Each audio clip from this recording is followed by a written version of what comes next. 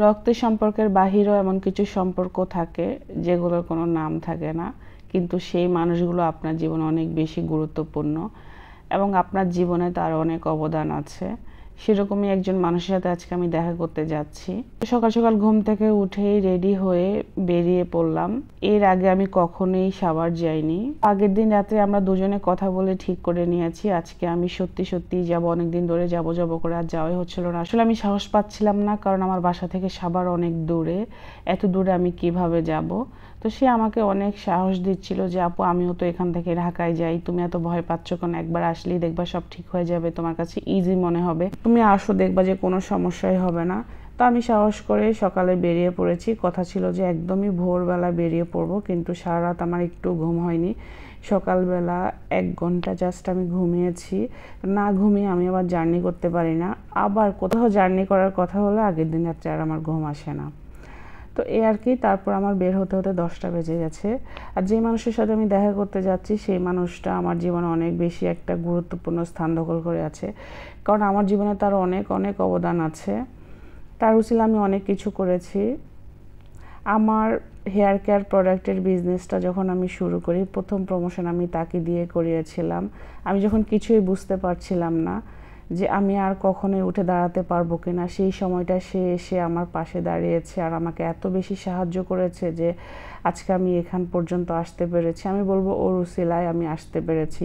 ওর অনেক বড় একটা অবদান আছে। তো এই যে আমি ওর বাসার একদম কাছাকাছি চলে এসেছি, ওকে আমি ফোন দিয়েছি। ও আমাকে বলেছে আপু, বের হওয়ার সময় আমাকে ফোন দিবা, আবার সেনা পার হলে আমাকে ফোন দিবা। তো আমি ওকে ফোন দিয়েছি, সেনা পার হয়ে ফোন দিয়েছি। ও আসলে মেসেজটা দেখেনি। তো ওর ভাই এসে আমাকে নিয়ে গিয়েছে ওদের বাসায়। ও বাসায় ছিল না, আমি আসার কিছুক্ষণ আগে ওর একটা জরুরি কাজে একটু বাইরে গেছে, ও চলে আসবে কিছুক্ষণের মধ্যেই। আমাকে ফোন দিয়েছে, বারবার মেসেজ দিচ্ছে আপু তুমি রাগ করো না, আমি এখনই চলে আসব। তো এই যে আমি একটু বসে ওর এই ক্যাটের সাথে একটু কথাবার্তা বলছিলাম। এর মাঝখানে ওর আম্মুর সাথে আমার কথা হচ্ছিল। এরপরে দেখেন ও চলে আসছে, টিকটক নিয়ে বসে পড়লো। আমরা অনেক গল্প গুজব করেছি, আমাকেও টিকটক করানোর জন্য বসিয়ে দিল। আমি আসলে পারছিলাম না, আমার খুবই লজ্জা লাগছিল।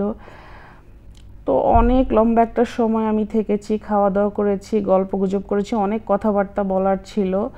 এরপরে আমি একটু আগে আগে বেরিয়ে পড়েছি, কারণ আমার ফিরতে অনেক সময় লেগে যাবে আর এই টাইমটাতে অনেক জ্যাম থাকে।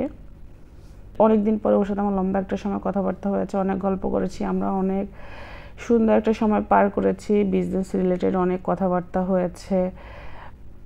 তারপরে এই যে দেখেন আমার অবস্থা, সারা রাত না ঘুমিয়ে আমার অবস্থা একেবারে খারাপ হয়ে গিয়েছে। আসার সময় বারবার ও ড্রাইভারকে বলে দিচ্ছিল ভাইয়া সাবধানে চালিয়ে নেবেন, একটু ভালোভাবে চালাবেন। আর আমাকে বলছিল আপু তুমি গিয়ে আমাকে ফোন দিবা, রাস্তায় কোনো সমস্যা হলে আমাকে ফোন দিবা। আমাকে থাকতেও বলেছি, কিন্তু থাকাটা সম্ভব ছিল না। অনেক দিন পরে আমি একটা ভালো সময় কাটিয়েছি। ফেরার সময় রাস্তা প্রচণ্ড রকম জ্যাম ছিল, এত বেশি জ্যাম ছিল, আমার এত বিরক্ত লাগছিল, আমি ঘুমিয়ে পড়ছিলাম, একটু পর পর আমি ঘুমিয়ে পড়ছিলাম। এই ছিল আজকে সারাটা দিন।